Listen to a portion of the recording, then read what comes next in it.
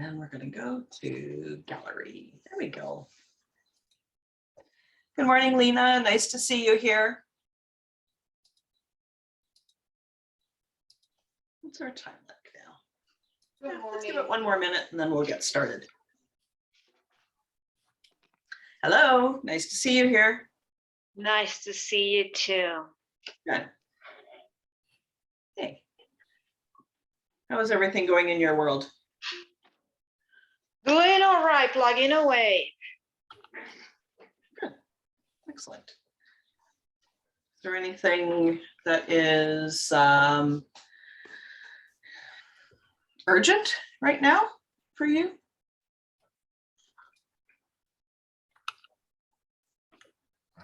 Not No, really. very good question. What about you, Daniel? Anything urgent right now? No, nothing in particular. Everything's good. Oh, excellent. Okay, so let's get started. We're going to do a sort of a shortened version of this practice that I have called Your Best Week Yet.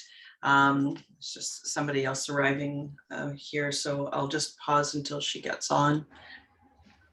So we're going to do this shortened version of this practice called Your Best Week Yet. And the reason that I like to do this is, first off, it allows me to sort of close my thoughts about the previous week. And then when I do that, I can kind of release all the hustle and bustle and the things that I thought I should do and that I did and that I didn't do and all of that. But it's like, for me, it's like a math equation. It's like I close that bracket on that equation. And then I get a chance just to have a short review of the week. And then I can set my intention for the coming week. It allows me to set a clean intention. And it also reminds me of the places where maybe I've been putting things off. I thought I was going to do that. I thought I was going to do this. I thought I was going to do that. And then I didn't. Right. And so where am I? This is, I believe, the third week that we're doing something similar on these Monday calls. And my intention is to kind of continue with this for a while, because this is where you're going to see your own patterns. You're going to see the things that you have been delaying on.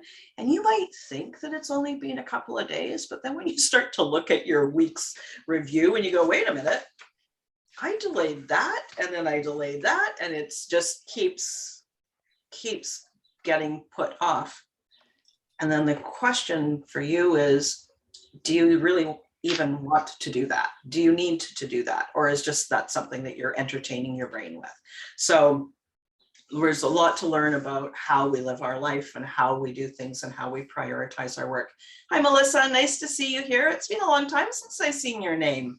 Good to see you. Hi, Andy. How are you? Yeah. I am well.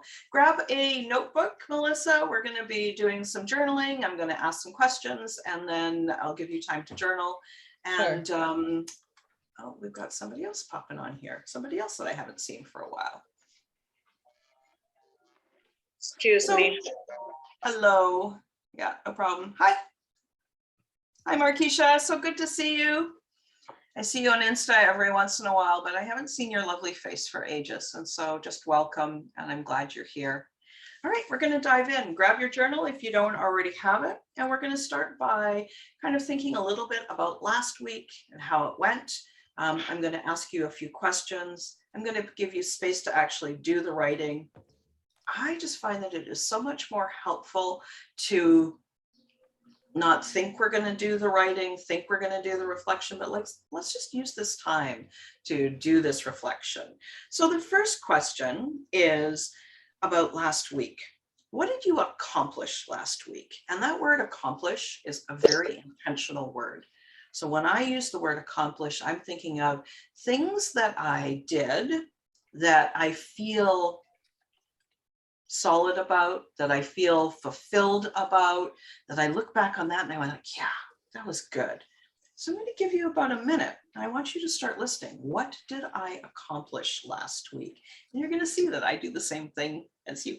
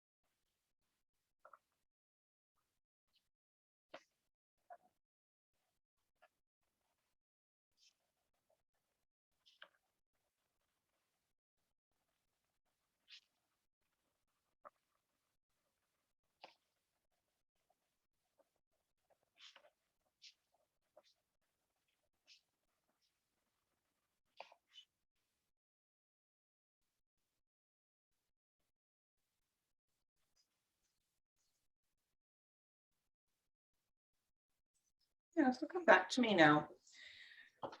So when we start about this, what did we accomplish? We're starting on the line of rewriting our negativity bias. We're always used to looking for the problem. We're looking for what we didn't do, what we've missed, what we did badly, where there's a challenge, where there's a danger, where there's an issue. And so starting by this, what did you accomplish? We start to think and remember all of the things that we actually did, that we are proud of, that we feel gratified about, that we feel fulfilled about. And what you may notice is that more ideas will pop into your head. So you may have more ideas in 5 minutes or 10 minutes or later on today of like, oh, right, I forgot. I actually did that thing last week. And I would encourage you to continue to add to this list. So even though I just gave you a minute, I want you to start using this thought that the more that I look for what I look for is what I see, right? So when I look for the things that I accomplished, instead of focusing on the things that I didn't accomplish or the problems in my life, then I will start to see more of the things that I've accomplished, more of the places where I feel better.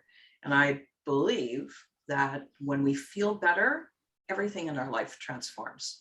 So there's a biological reason for it, but this is about the quality of your life and the quality of life of how you experience it. So what did you accomplish? Continue to add to that. And be really cognizant right now about how am I feeling? Like when I started to write these things down, could I only find one or two and I felt kind of bad? Or did you actually have a list of things that you could write down? So start to notice that, have that awareness about how you feel about even answering that kind of question. I wanted to show you something, and you might want to choose to use this as a tool. It is a very scratchy, not very fancy way.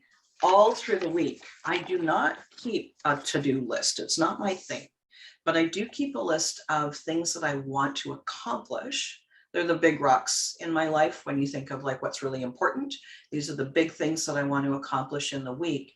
And then I track when I've completed them. So the writing it there that I really wanted to accomplish it, my page doesn't start very busy. You'll see, look at, this is how my week starts.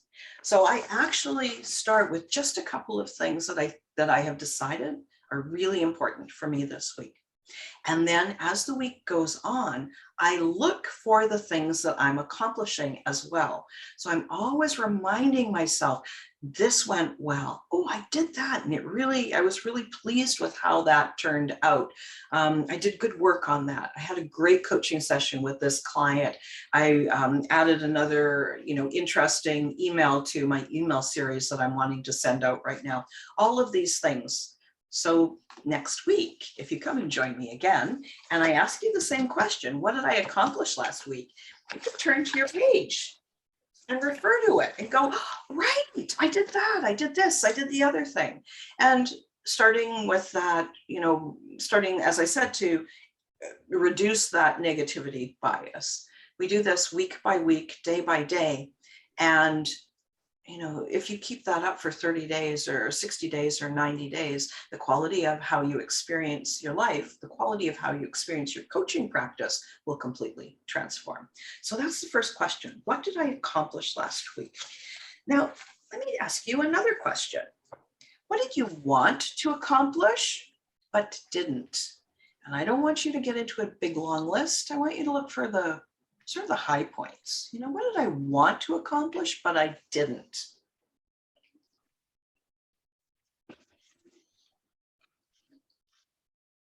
I'm only going to give you 30 seconds for this one because I know it's real easy to find all the things we didn't do.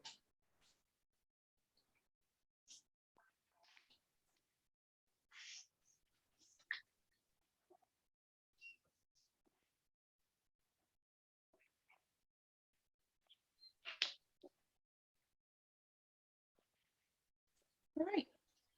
Now, of this thing that you didn't accomplish last week, why? Why did you not do that thing? We take the approach that almost everything in our life is within our control. I know not everything, but we can still decide that how we think about things, how we feel about the circumstances in our life are under a good portion of our control. So why didn't you accomplish that? Where can you take responsibility? I'm going to give you a minute for that one.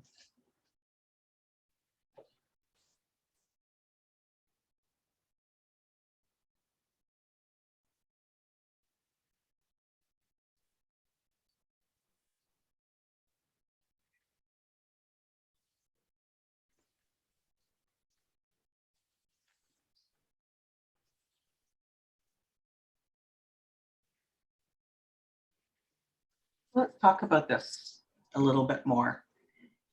Something that you wanted to accomplish and didn't.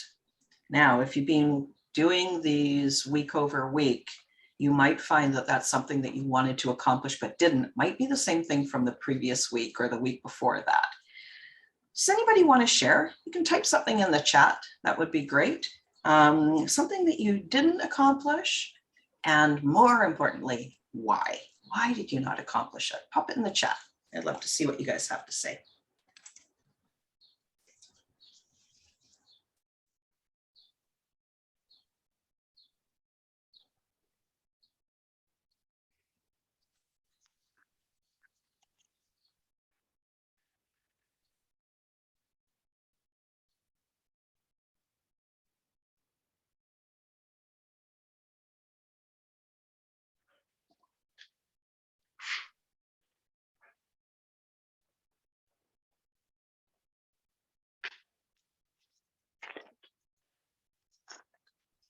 And while you're typing, let me share something with you.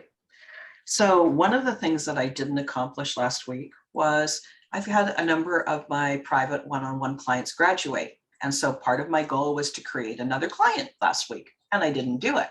So just in asking myself this morning during my morning self-coaching, like, why did I not do that? And what I found out was that I didn't focus on it. I wanted to create a client, but I wasn't really focused on it. I got focused on some other stuff in my business.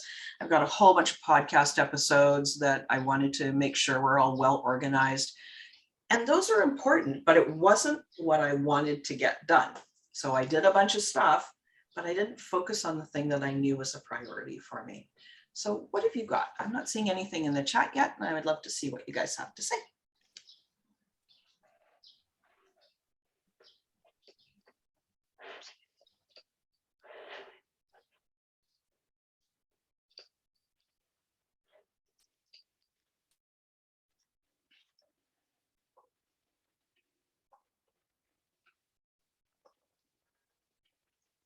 Thank you, Melissa. I appreciate you sharing. So one thing that you wanted to accomplish was to clean up your place and keep it clean. The reason why I didn't is because I was not much motivated and got distracted with other things. Lena, is it Lena or Lina? Lena? Lena. Lena, okay. I let other things take priority. Oh, yeah. Isn't that similar to what Melissa's saying? She got distracted. You let other things take priority. That's what my experience was too. But the only person that did that was me, right? Daniel, talk to someone at the TED conferences about creating opportunities. Wonderful. Yeah, and a real top priority for you. So why do you think you didn't do it? I think it was just the fear of just talking to these high caliber people. I probably didn't think that I was worthy enough. Yeah, I hear you. Thank you for sharing that. I appreciate it. And isn't it, what I notice is that, you know, when you share something like that, it really resonates with me and it makes me go, oh yeah, there's times that that's been me too. But the words that you used are really interesting because you said, I didn't, you know, maybe a case of fear. I didn't write them down, but it sounded like something like this. I didn't because I was a little bit nervous or scared about talking to these high caliber people. And the thing that is the comparison, right? It's you think they're high caliber more than you are high caliber, but they're still people. right? Like, so what if you could just get rid of that descriptor? I didn't talk to those people. Like, what would happen, right? Just who knows? Yeah, we're going to talk about this week's priorities as well. So maybe that becomes this week's priority. Who knows, right? All right, so let's move on. So for this week that is coming up, sorry, I've got my time ahead of myself. Let's talk about in this present moment. In this present moment, one challenge that you're facing. What is one challenge that you're facing in this today? Write that down.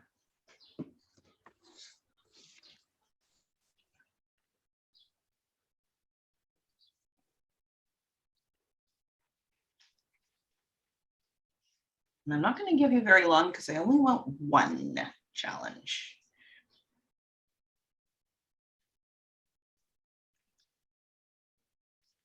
So then let's ask this question.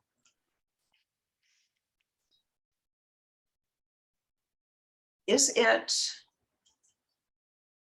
a challenge because of fear? Like, is that why it's a challenge?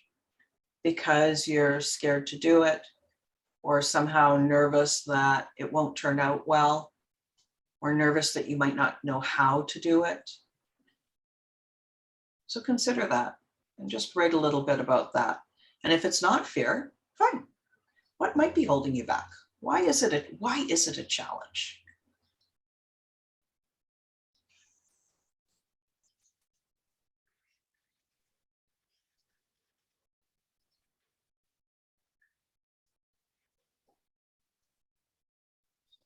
Anybody want to talk? I'd love to chat with you guys. Who would like to talk? Lena, you're the only person not on mute. It's definitely fear. There is no other. Yes, I let other things take off. Like today, what is the one challenge facing today? I have a ton of paperwork that I need to finish up, but I shouldn't let that derail me from what I really should be doing to get to, like Daniel said, that high caliber people, to move into something that it's going to bring results later. So how do you manage that? So how do you manage that? You've got paperwork to do and you also have a big priority. How do you manage that? I feel like if I split my time versus, okay, I'm going to do all the paperwork and it's going to take me all day. For example, I should do an hour of paperwork and then do an hour of what I need to do some videos or do some quotes or whatever that I need to do that is gonna put me on that list of things that I have to accomplish. So answer to your question, what I have to do instead of doing a bulk of time using what I need to do, maybe do my paperwork and also split it into my challenge. Beat that fear by little. I don't have to do everything at once. I can do an hour here, an hour there. So is this like an all or nothing? No, it don't have to be an all or nothing. It can be, I can do some notes. Anything that is going to bring progress, then I should do it. And last week I was busy with other things. Right now for this week, all I have is finish some paperwork and continue some lessons. But I should take that time to face that challenge and take that leap and jump. Yeah. So Lena, there's one word that keeps popping out as you're speaking, and it's this word should. I am going to. I'm not saying that you have to automatically correct that. Like, I'm not saying that that word is a problem, but sometimes when we use that word should, we're either not treating ourselves very kindly. Yep. We're not, we're kind of like the bad boss and employee relationship. And with that extra pressure of should, sometimes it makes it harder to do the things that you actually know are your priority. Is that possible for you? That you use that word should to try and push yourself? So say that again about the boss. Well, you know, we have this image of a bad boss who says, you should do this, you should do this, you should do this, you should do that, right? Okay. Like, So- are you being that kind of boss to yourself? Yes and no. It's just the things that I had to do. One of your questions, what do I need to accomplish and why didn't accomplish? And the answer to that, and then you mentioned something about being accountable and being responsible. Why didn't accomplish the things that I need to do? Because of me. Nothing else is stopping me. So I take responsibility of that. So when you said the boss, well, yeah, we're coaches and we have a business to run and bring those clients. So it's part of, being a hard boss on myself, on a kind way too. It's not like, I'm not talking to an abusive boss. It's just, I need to set my priorities.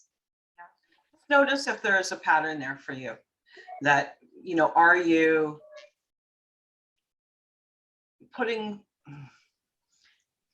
it's easy for us to create a coaching practice that replicates the kind of work environments that we've had, as opposed to creating a coaching practice that is, yes, sometimes we work hard. Yes, sometimes we go all in. Yes, we sometimes have to do things we don't want to do.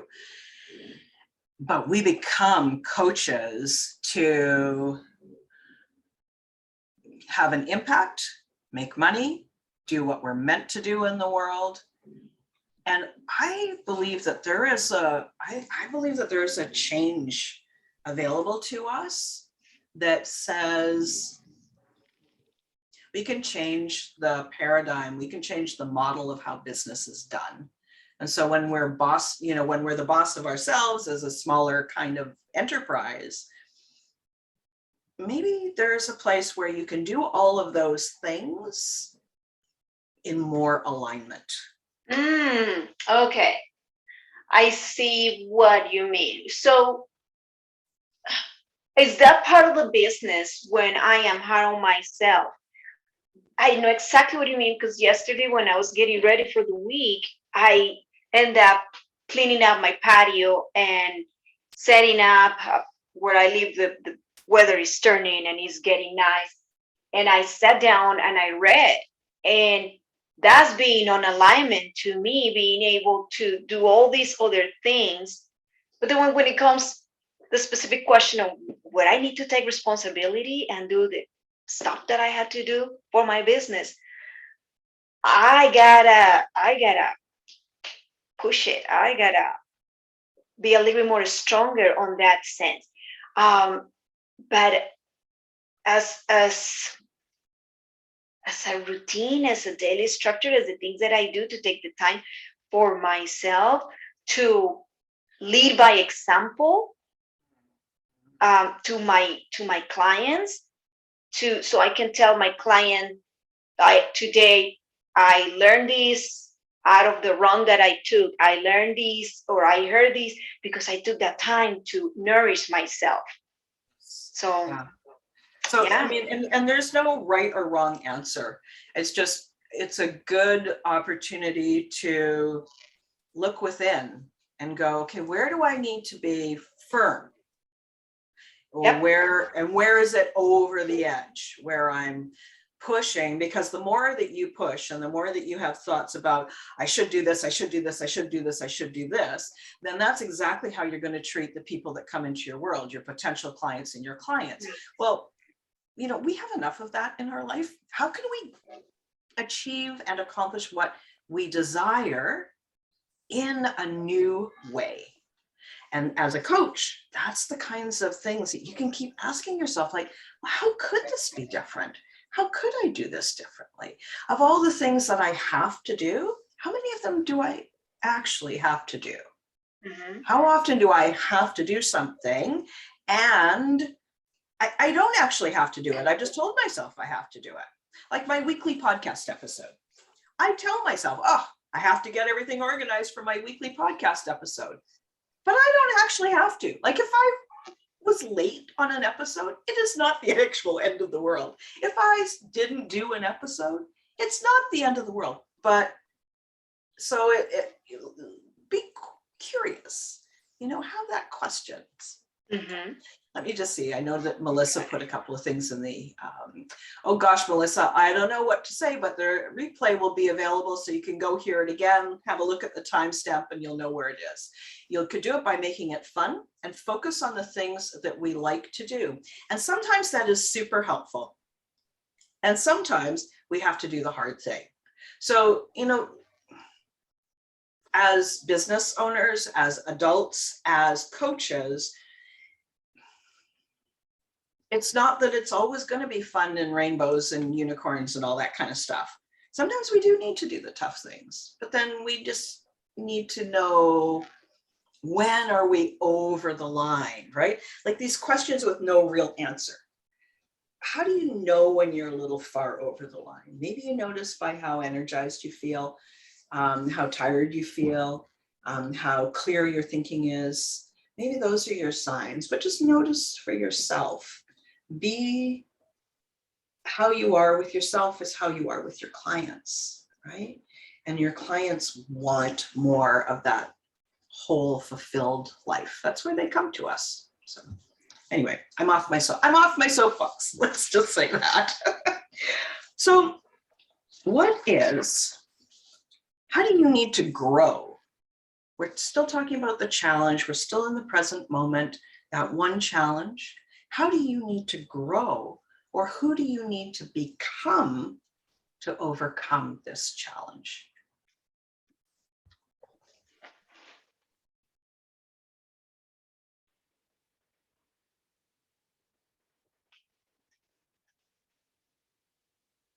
I'm going to give you about a minute because that's a question that you might need to think a little bit about.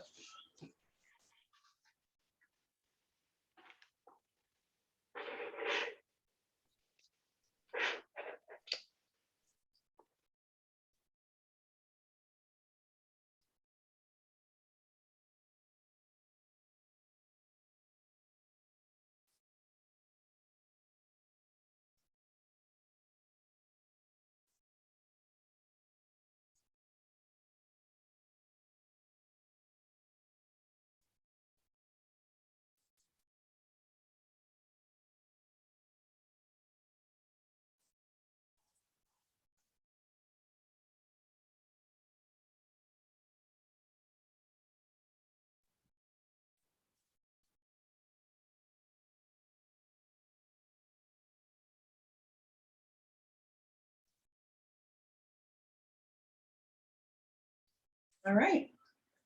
So let me share my answer with you just because it might spark some more conversation. So for me, one of the challenges that I'm facing is this, a push and pull. I have a small group program that I've designed. It's based on a lot of work that I've done with different clients. I know it will work. And yet I am not launching it. We don't know why, other than fear. So who do I need to become? How do I need to grow to overcome that challenge? Is first, I need to be more human. I need to know that I could offer it 10 times. And instead of thinking that it's a failure if people don't take me up on it, I need to be more human and say, well, I offered it the first time. They didn't hear it the right way. I didn't explain it the right way. Maybe I offer it the second time. And it was confusing. They didn't actually know what I was offering. So I need to be more human, more mess and adjustment, more learning, more self-evaluation, instead of pushing to make it the perfect offer before I even offer it. Like to offer it messy, to offer it and say, hey, listen, I know that there's this thing maybe you guys are interested in doing this. I don't know. So for me, the growth is to not expect to have it really locked down, like really nice and tight before I go out and offer it to my community. So to be more human, to allow more mess, more mistakes, more learning, more, like for me, when I say that, it feels so much more relaxing. So that's my thing. What about you? How do you need to grow? What do you need to overcome your current challenge? Markeisha, I'm assuming you probably have something to say because I know you always have great ideas. So the thing I need to grow in is being more confident in myself. I have moments where I think I am absolute magic. And I feel like I am fully aligned with who I am and what my talents are, and things just flow effortlessly. However, when it comes to my coaching practice, whenever I want to push myself, I go back to this place of lacking that self-confidence, lacking that belief that I can, lacking that understanding that I have skills and that they're valuable to other people. And, for some reason, I feel like things that come easy to me are not valuable to others.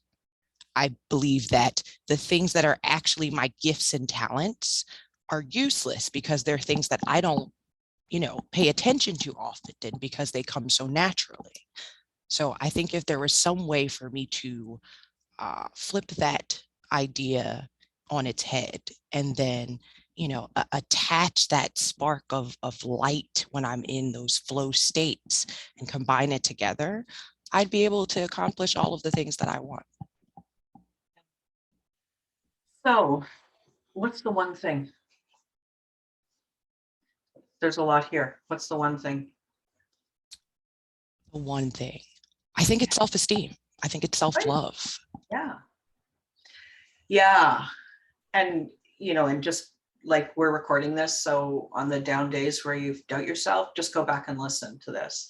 I know you are magic. And if this was not a general audience, there would be a big effing word in front of that magic, because I know you are, right? I've seen you in action and you are spectacular. Right? Thank you. So, but isn't it easy for us to slip back into that place where we doubt, right? We just doubt. And what if that wasn't a problem? What if that is actually perfect, part of the journey?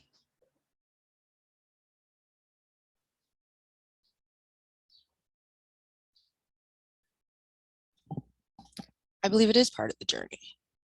My practice is based on astrology. So those are the things that I believe in. And, I've done my due diligence on birth charts and all of that. And I know without a doubt that is exactly what my journey is. It is to build that self-discipline, resilience, and faith in myself, in order to achieve what it is that I want to achieve in life. That's my hero story. Yeah. Yeah. And you use that word push too. Like I've used the word push. Lena, you've used the word push. Daniel, I think you used the word push as well. Like there's this feeling of push. So what if this is,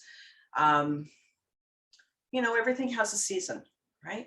This happens to be the season of, even though you know what your vehicle is, and you've got your skills in place, you've leveraged your superpowers. This is just the season of a little bit of self-doubt. But it will pass. Yeah. How does that sound? I want to hear from you. If you don't resist it, it's going to move so much faster. Right? Like, oh, this is just the part where I experience self-doubt. Okay. Let me just love myself a little bit more.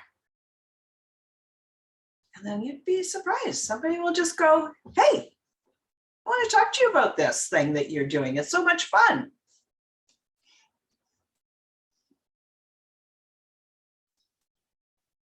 Tell me what you're thinking.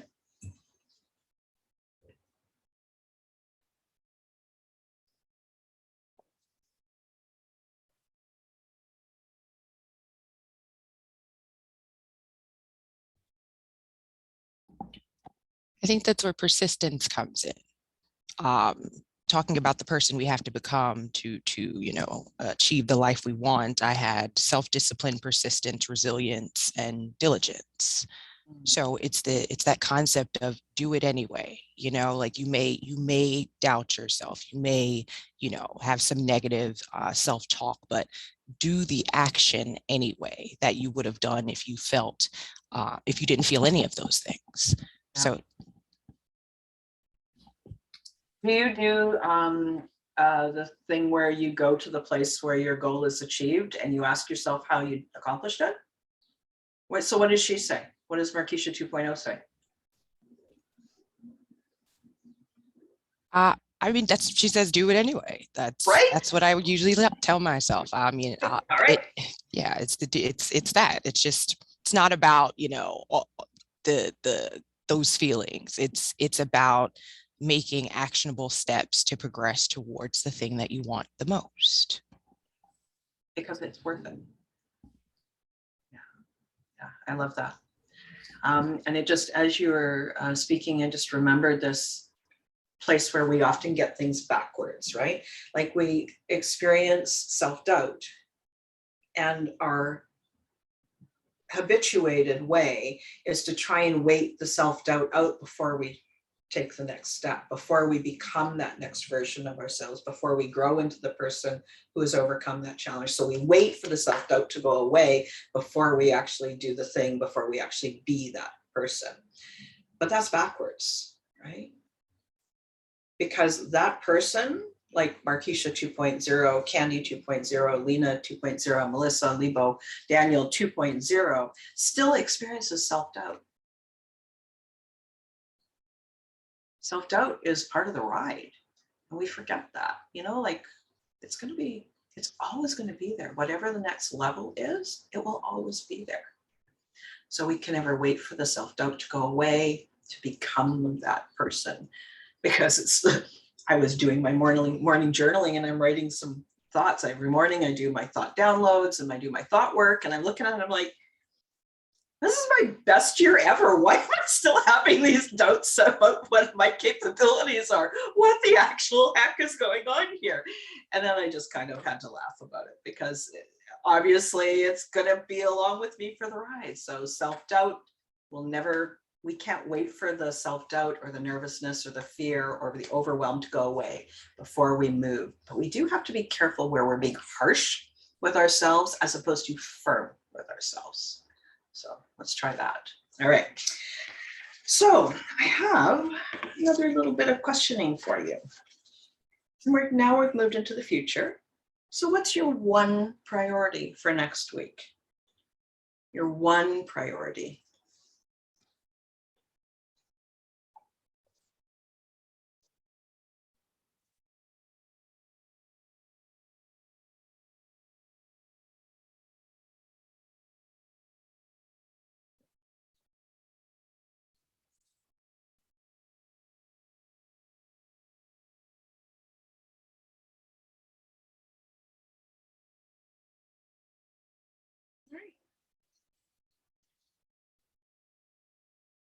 What's your one priority for this week? I'd like to hear from everybody. Daniel, you happen to be top left on my screen. What's your one priority? I wrote down, determine if I could go full-time in coaching and make it sustainable. I keep diving into contract work with my old profession. And but I need to run the numbers and see what I need to do to make coaching full-time. Okay, that's a cool priority. Do you want to coach full-time, or do you like doing more than one thing? I'm a very curious guy. So I like diving into many things, but coaching is my passion. Okay, cool. So that's your priority for the week. Yeah. Nice. And you've declared it. That's why we're doing this part. Mhm. Lena, what's your top priority for this week? Catch up with that paperwork, catch up with some classes that I'm behind on a program that I'm doing, and keep recording material because I start recording this morning. And I think if I do that, and even if I post late, but as much as I can do it, if I record material, then I'll be ready to post. What is the one thing that is, these are all things to do with your coaching practice, right? Yes and no. No, one is family, the other two are the program is. What's the one thing for your coaching practice that is the top priority? Create material. Okay, that's your thing. You Yes. gave me 3 different things. It's really, you may accomplish all of them and good for you, right? Like I have, we accomplish many things in a week. Like that's why we started with all the list of things we've accomplished. But your one priority that's going to move the needle forward in your coaching practice. That's your thing. Okay. Yes, ma'am. Good. Markeisha, what's your one thing? My one thing this week is to write a love letter to my clients, like my client archetype, what it is about them that, really resonates with me and makes me, want to help them and get up every day and communicate with them and all of that, just to be able to put that in writing. Really going to connect you back to your why, Mhm. your compelling reason, right? That's Mhm. wonderful. Very good. Okay. Melissa, what's your one thing?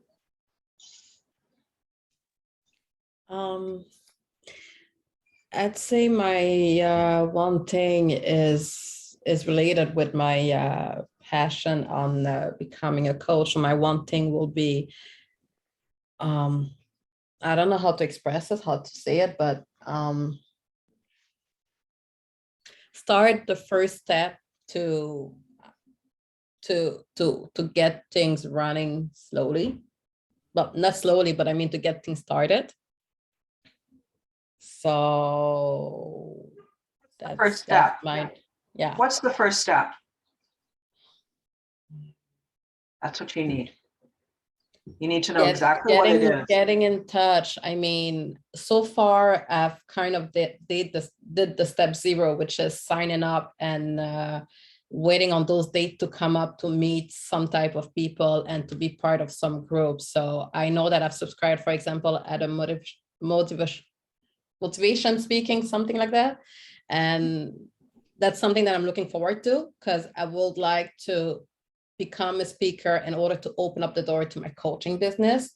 So that's what I mean by doing the first step in order to get things up and running. Okay. So that would be some guidance that I would pass to you right now is if you know exactly what the top priority is, like when I get this one thing done, I will have accomplished the thing that I wanted to get done. So that's where, take it away. You've got some great ideas, but put it in writing. Make that commitment to yourself. Okay. Libo, what would be your one thing? And I don't know if I'm pronouncing your name correctly or incorrectly. I'm sorry if it's incorrect. Libo, what's your one thing, top priority for this week? Yes, you're calling my name correctly. Sorry, I'm having a hard time hearing you.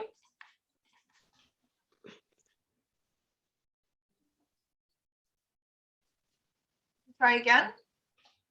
No, can you hear me now? Yes, wonderful. Is it better? Yes, Okay. much better.